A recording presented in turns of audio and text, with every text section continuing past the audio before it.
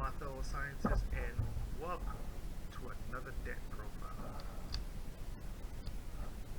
Now, we're going to be, if you don't know me by the way, my name is Dante, aka the scientist named Dexter. Welcome to the Digivolve laboratory. If you will be so appreciative from me if you go ahead and drop a like, subscribe. We're going to be doing more deck profiles. We're going to go ahead and put out more duels pretty soon.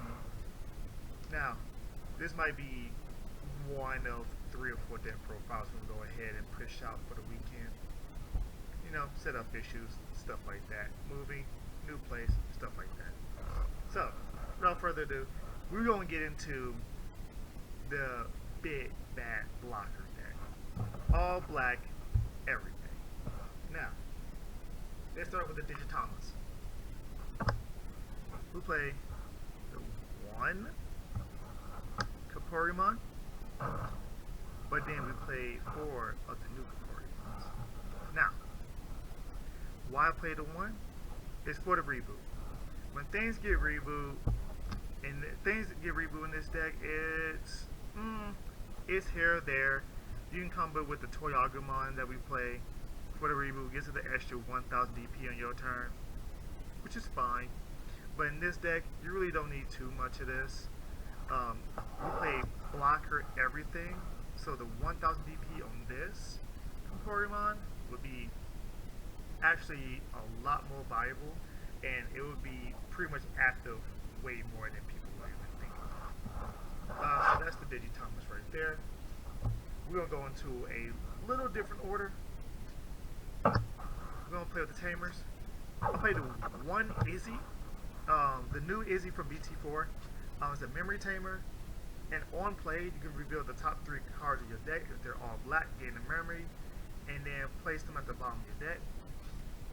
This card theoretically is a better tamer than the tie, and ironically I actually play 2 of the ties, and we'll get to the reason why in a second. Just for the simple fact that it's technically a 3-cost memory tamer when a lot of other memory tamers are 4, to where they force you to end your turn even if your opponent gives you 3 memory to start with, which is like ideally when it comes to a memory tamer. You play memory tamer for 4, push your opponent 3, they put you to 1. So this kind of gives you another avenue to play around with, you know, to play more Digimon, to Digivolve, possibly starve them, you know, of memory as well. I played a 2 tie, also a memory tamer, but it's for the 1000 DP on your opponent's turn and makes your blockers bigger. Having 2000 extra DP permanently, especially while blocking, is night and day. And if anybody has attacked and forgot about the tie being back there, and know that 1000 DP, it matters. It matters about 80% of the time. Now, with 2000 DP, it's going to really matter. So, there's the tamers there.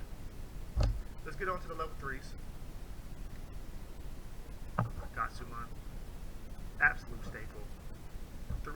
It's a 4 of, no matter what. The new Agumon from the structure deck. He's just a blocker. He's a chump blocker. You say, well, he has 1000 DP. You're right. But he prevents me from dying or prevents my opponent from hitting security, which is actually a very good thing. I don't care about how much DP the blocker has, as long as it can block for me, that's all that matters. For Toy Agumon, it's absolute staple just because it gives you the reboot, and having a reboot on a blocker, especially after you attack and suspend with it, is actually ideal. And I played 2 of the structure deck Toy Agumon just to try, some stuff. I've noticed that the first 3-4 turns, especially when you have 4 or 5 blockers out, people don't seem to attack because they're afraid of, okay, he's going to block and kill my Digimon and I'll be behind. So what this says is, and is inheritable.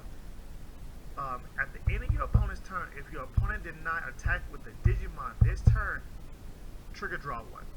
So it's to help you draw. Basically, it makes your draw for turn a, +1. Because you draw on their turn, draw for your turn, draw on their turn, draw for your turn. So you're theoretically drawing a card every single turn when your opponent does nothing but Digivolve. That's it for the 3s. Very self-explanatory for the 3s. We're going to go ahead and get to the 4s. Structure deck, Dark Tyrannomon. Hey, what can I say? It is a Digivolution 1-cost blocker. I'll take it. His counterpart, Gardramon. Digivolution 2-cost blocker. 7,000 DP. That matters. A lot of Digimon get hurt by that. So having 7,000 DP, it can theoretically, I want to be politically correct, but I theoretically think it can actually block about 80% of level 5 Digimon when it comes up there. The Digimon is not a vanilla or, some very high, power Digimon. I believe it can block and kill the Digimon just by blocking it. And then BT4, Sildramon, another blocker. It's Gardramon, just a little bit weaker. That's fine. Take that. It's a blocker. Notice the theme. It's all blockers all day, every day. Now, there's the 4s. Let's get into the 5s. 4 Andromons. Andromon, staple. He's one of the blockers that you can actually attack with.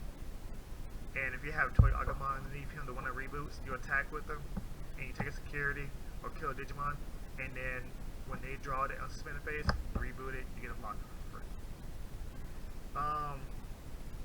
I play 2 of the Metal Garurumon, so when something has reboot, that Digimon, so your level 6, level 7s, gets +1 security. That matters, and you'll see why I actually play the Metal Garurumon. And then I play also Starter Deck Megadramon. Now, if you don't know what this does, it gives your level 6 and level 7s inherently blocker. That's big. Having a 12, 13, 15, 16,000 DP, whatever it is, blocker to where it can delete just about any Digimon and save you at the same time, yeah, I'll take that all day, every day. That's it for the 5s. Now I'm going to go to the 6s, the real boss monster of the deck. 2 Blastmon. Now, a lot of people think, well, why are you playing Blastmon? That they just choose what Digimon attacks? Exactly. Blastmon inherently has +1 security, but it also has the downside being 13,000 DP, which is actually massive for a level 6. It has 13,000 DP. It says when attacking, your opponent can choose one of their unsuspended Digimon and have them switch the target of this Digimon attacking to that target. So you're telling me that if I'm attacking with 13,000 DP and you do not want me to hit security, you have to then force me to kill one of your Digimon that I could not kill already. I would take that. Either you get 2 security popped off, or I'm taking out one of your Digimon that was probably offended. I'm just go ahead and take it out as well. It's way better than a lot of people give it credit for. Then for, you think, okay, you're playing blockers, how are you really going to kill your opponent? Well, for promo Black War Great Months. If you don't know what this does, it's a promo out of BT4, out the Dash Pack, I believe, and it has a Digiburst 2, and it says Digiburst 2, unsuspend. This Digimon can be a +1 with reboot, Digiburst, unsuspend. So you can theoretically do 5 security in this deck with this one Digimon. This right here is your power. These two cards right here are all you need, really powerful. This deck is really control. Here's your power. Simple as that. Now that's it for the sixes, but we can't be playing black without playing, in my opinion, one of the best Omnimons that I have seen, even with the upcoming Omnimons. I think I'll probably rank it second best Omnimon to probably Omnimon X Antibody. X Antibody is a whole different monster. This one, Digivolve, draw a card, de-Digivolve the entirety of your opponent's field, and any Digimon that's 5,000 DP or less, delete it. This card wins games. This is a momentum shifter, 100%. And you can give this thing blocker, you can give this thing reboot, you can give this thing +1 security, you can make this thing to where it's hitting twice. It hits 2 security, and it has blocker with reboot, and then you can use its ability to where it makes it unblockable. 15 KDP, oh yeah, it's massive, it's massive. That's all the Digimon. Let's go ahead and end it off with the option cards. Final Zoobagon Punch. This card is highly underrated. Highly underrated. It's a 2-cost option card. It says one of your Digimon gets 3,000 DP to the end of your opponent's turn. Makes your blocker even bigger. Then, if that Digimon, it has over 16k DP, so that would mean giving it to, I don't know, an Omnimon. That means giving it to, I don't know, a Blastmon. Hey, cool. It says it gains blocker, reboot, and +1 security. So you mean to tell me that I can make my Omnimon have +2 security? It gets reboot and blocker. So I don't even need reboot and blocker as the Digivolution in the Digivolution sources. I can just use this card anyway and inherently have it until the end of my opponent's turn. That's amazing. Being able to just rush up into Omnimon and then being able to attack with +1 security, because all you need is the Metal Gurumon underneath it, because it gains blocker, it gains reboot, which is the qualification for the Metal Gurumon, giving it +1 security. Now it gets +2 security, so it's hidden, unblockable, 3 security, and with Blastmon it makes it 16, with Omnimon it makes it 18,000 DP. One of the biggest DPs that you can reach in the game right now. We're not gonna talk about, you know, Esomon, that's a whole different monster in itself, but highly underrated. And then when it's hit security, you add to your hand, so you'll always have it.